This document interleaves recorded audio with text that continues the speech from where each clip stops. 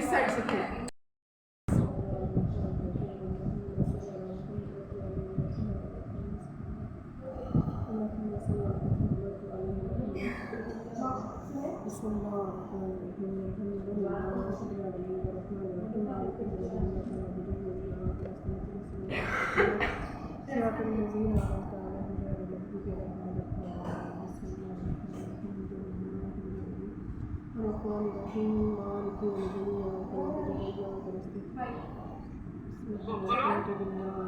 हाँ बड़ी स्टील बच्चियां गई नहीं करके भर के आ जा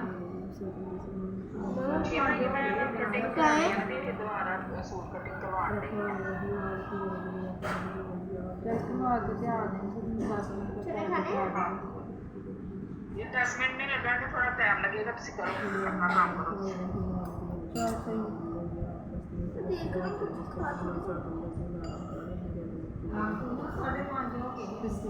ये लोग